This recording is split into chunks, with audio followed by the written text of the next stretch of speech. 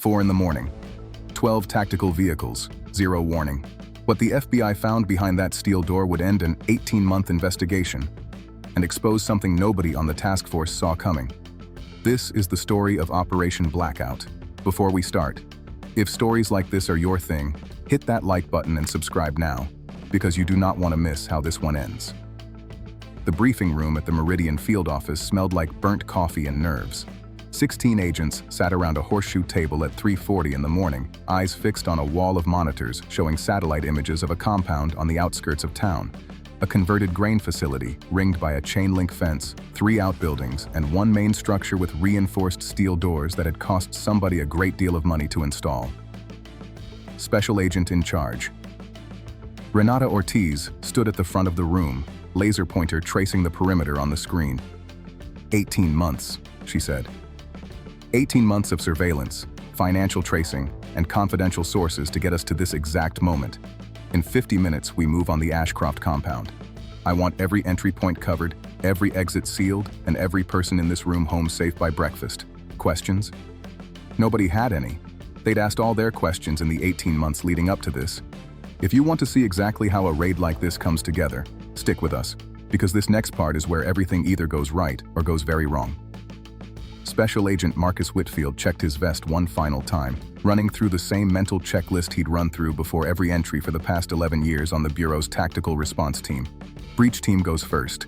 Cover team holds the perimeter. Everyone comes home. Tonight felt different, though he couldn't say exactly why. Maybe it was the silence on the compound's usual radio chatter, monitored for weeks by the surveillance team, gone quiet in the last 6 hours.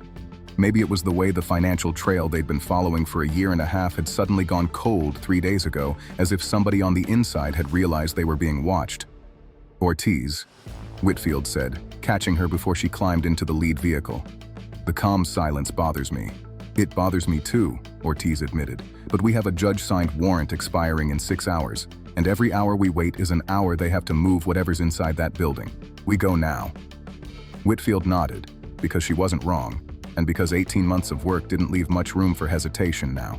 Him and the Ashcroft case had started, like most of the Bureau's biggest cases do, with something small. A routine financial audit at a regional bank had flagged unusual transfer patterns, small amounts, moving through dozens of shell accounts, never large enough individually to trigger automatic reporting, but forming a pattern that a sharp compliance officer named David Reyes had noticed almost by accident.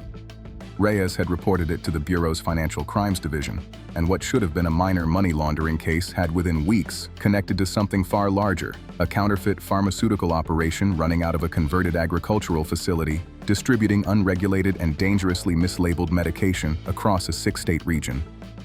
People had gotten sick. 2 had died before the connection to the Ashcroft compound was even confirmed. Quick reminder if you're enjoying the breakdown so far. Subscribing helps more than you'd think, and we've got the full raid coming up next. Agent Whitfield had led the surveillance phase personally, spending weeks parked in unmarked vehicles along the county road that ran past the compound's front gate, cataloging every truck that came and went, every shift change, every delivery. The compound's owner, a man who went by the name Gerald Ashcroft, had built a business empire on the appearance of legitimacy, a licensed agricultural supply company on paper with just enough real product moving through its front gate to survive a casual inspection. But the real operation happened at night, in the reinforced structure at the compound's center, where a small team of chemists with no legitimate pharmaceutical licensing produced counterfeit medication packaged to look identical to trusted name brands. It was cheaper to produce, more profitable to sell, and dangerous enough that the wrong dosage could put someone in a hospital or worse. Ortiz had built the case slowly and carefully, the way you build a case you know will end up in front of a jury: financial records, undercover purchases, confidential informants willing to testify. By the time the warrant came through, the Bureau had enough evidence to bring down not just Ashcroft, but the distribution network stretching across half a dozen states. There had been setbacks along the way. 6 months into the investigation, one of the Bureau's confidential informants had gone silent for 11 days, long enough that Ortiz had genuinely feared the man had been discovered and dealt with. He resurfaced eventually, shaken but unharmed, explaining that Ashcroft had rotated his inner circle's phones and meeting locations without warning, a security habit that made the operation far harder to track than a typical financial crime case. That single incident had taught Ortiz something important about the man they were chasing. Ashcroft was careful, methodical, and always several steps ahead of anyone he suspected might be watching. It was that same caution that had led to the reinforced steel door, the unmapped basement level, and the silence on the radios in the final hours before the raid. All they needed now was the raid itself. The convoy moved through Meridian's empty streets in tight formation, headlights off, running on infrared until they were close enough that stealth no longer mattered more than speed. At 4:12 a.m., 12 vehicles rolled to a stop along the tree line half a mile from the compound's front gate, and 16 agents moved out on foot through wet grass under a sky just beginning to lighten at the edges. Whitfield led the breach team toward the compound's north fence, while Ortiz coordinated from the command vehicle, watching thermal imaging feeds from a drone circling silently 200 feet above the compound. "Whitfield, I've got heat signatures in the main structure," Ortiz said into his earpiece. "At least 6 individuals, possibly more. No movement toward the exits yet. Copy. Breach team is in position at the north entrance. Cover team confirms east and west perimeter secured." Whitfield raised his hand, and behind him, 4 agents moved into formation at the reinforced steel door that had shown up so prominently in every satellite photo they'd studied for the past year and a half. A door that expensive protected something somebody badly wanted to keep hidden. "On my mark," Whitfield said quietly into his radio. 3, 2, 1. The breaching charge went off with a controlled crack, and the door swung inward into darkness. If your heart's already racing a little, that's exactly the feeling we're going for. And there's a lot more coming, so make sure you're subscribed before we go any further. The interior of the compound's main structure looked nothing like the agricultural facility its exterior suggested. Fluorescent lights flickered on automatically as agents flooded through the entrance, revealing rows of industrial equipment, pill presses, and packaging machines lined up with clinical precision along both walls. "FBI, hands where we can see them. Get down now." 6 workers in the main production room dropped to the floor immediately, hands raised, offering no resistance. Whitfield's team moved through the space methodically, clearing room after room, while Ortiz's voice stayed steady in his earpiece, tracking the operation's progress from the command vehicle. "Main floor secure," Whitfield reported. 6 individuals detained, no injuries, moving to the lower level now. The lower level was where things changed. A narrow staircase behind the main production room led down into a basement level that hadn't appeared on any of the satellite imagery, hadn't shown up in any of the property surveys the Bureau had pulled during the investigation. Whitfield paused at the top of the stairs, radio in hand. "Ortiz, I've got an unmapped lower level. This wasn't in any of our building schematics." "Copy. Proceed with caution. I'm pulling updated thermal now." The staircase descended into a corridor lined with more equipment, more product, and at the far end, a locked office door with light spilling from beneath it. Whitfield's team moved forward, weapons ready, and when they reached the door, it opened before they could breach it. Gerald Ashcroft stood in the doorway, hands already raised, wearing the calm expression of a man who had rehearsed this exact moment. "Agent," he said, "I assume you have paperwork for all of this." "Federal warrant, Mr. Ashcroft. You're under arrest." "Of course I am." Ashcroft lowered himself into a chair near his desk without being asked, the posture of a man conserving his energy for a longer fight ahead. "For what it's worth, I'd like to speak with my attorney before anything else happens." "That's your right," Whitfield said, moving past him to secure the office. "It's also your right to know that we have 18 months of financial records, undercover purchases, and testimony that puts you at the center of a distribution network responsible for at least 2 deaths. Something flickered across Ashcroft's face. Not surprise exactly, but the recognition of a man realizing the full weight of what was coming. "I want to be clear about something," Ashcroft said quietly. "I never intended for anyone to be hurt." "That's a conversation for your attorney and a jury, Mr. Ashcroft. Not for me." While Whitfield secured the office, 2 other agents discovered a second hidden room behind a false wall near the basement corridor's end, a server closet housing backup drives that Ashcroft's team had apparently failed to wipe in time. Evidence technicians would later determine that those drives contained years of internal communications, shipping manifests, and buyer lists that reached far beyond the 6 states investigators had originally mapped. It was, in the words of one agent on scene, the difference between shutting down a single operation and shutting down an entire network's paper trail all at once. By 6 a.m., the compound was fully secured. 23 individuals had been detained across the property, including 6 chemists working without any legitimate pharmaceutical licensing, 4 warehouse staff, and a small management team that had helped Ashcroft coordinate distribution across 6 states for the better part of 3 years. Evidence teams moved through the facility cataloging equipment, product samples, and financial records that would take weeks to fully process. But Ortiz already knew, standing in the gray light of early morning with the compound finally quiet behind her, that this had been worth every one of the 18 months it had taken to get here. If this kind of investigative payoff is what keeps you coming back, don't forget to like this video. It genuinely helps the channel keep bringing you cases like this one. Whitfield found her near the command vehicle, vest still on, adrenaline finally beginning to fade from his system.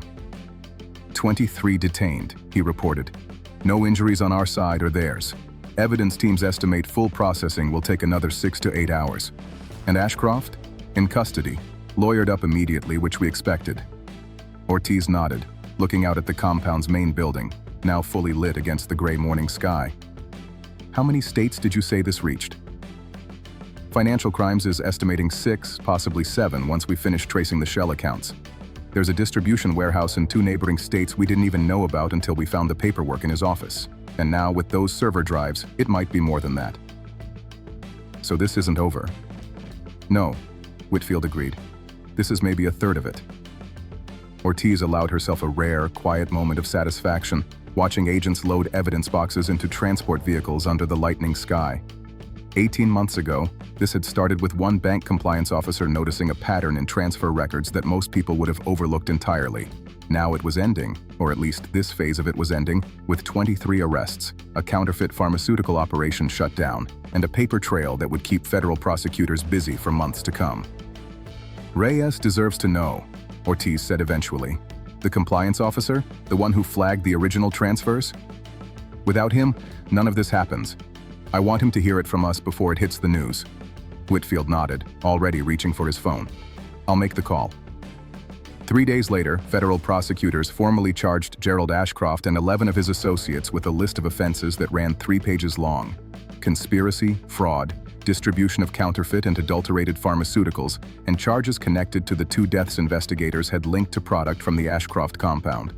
6 additional arrests followed within the week, as financial crimes investigators traced the shell accounts to a distribution warehouse in a neighboring state, exactly where Ashcroft's office paperwork had indicated they'd find it. The recovered server drives proved just as valuable as Ortiz had hoped. Within 10 days, financial crimes investigators had identified 2 additional storage facilities in states nobody on the original task force had suspected, along with a list of regional buyers who had unknowingly purchased counterfeit product for resale in smaller pharmacies across the region. Each new lead meant more warrants, more coordination with regional field offices, and the slow, careful work of building cases that would hold up in court rather than simply making headlines. David Reyes, the bank compliance officer whose initial report had started the entire investigation, received a personal visit from Agent Ortiz at his office, where she thanked him quietly for the kind of vigilance that rarely gets recognized outside a courtroom.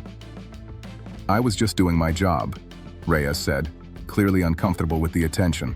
Most people in your position would have flagged the transfers and moved on to the next file, Ortiz told him. You kept asking questions. Back at the Meridian field office, Whitfield stood at the same briefing room table where the operation had begun 18 hours earlier, now covered in evidence photographs and case files that would keep the department occupied for months. Ortiz joined him, coffee in hand, watching the morning light finally break clean over the city outside the window. 18 months, she said again, almost to herself. Worth it, Whitfield said. Every hour. Quick pause here. If you've made it this far, you clearly enjoy a well-built case story, so go ahead and subscribe if you haven't, because there's more like this coming. Outside the field office, the city was waking up to a morning news cycle that would soon carry word of the raid, the arrests, and the counterfeit pharmaceutical network that had operated in plain sight behind the walls of a converted grain facility for the better part of 3 years. Somewhere across 6 states, distribution networks that had relied on Ashcroft's operation would scramble to distance themselves. Financial crimes investigators would keep pulling threads, and a case that started with one careful compliance officer noticing a pattern in transfer records would end up reshaping how regional pharmaceutical fraud investigations were conducted for years afterward. For Ortiz and Whitfield, though, the morning after Operation Blackout brought a simpler kind of satisfaction.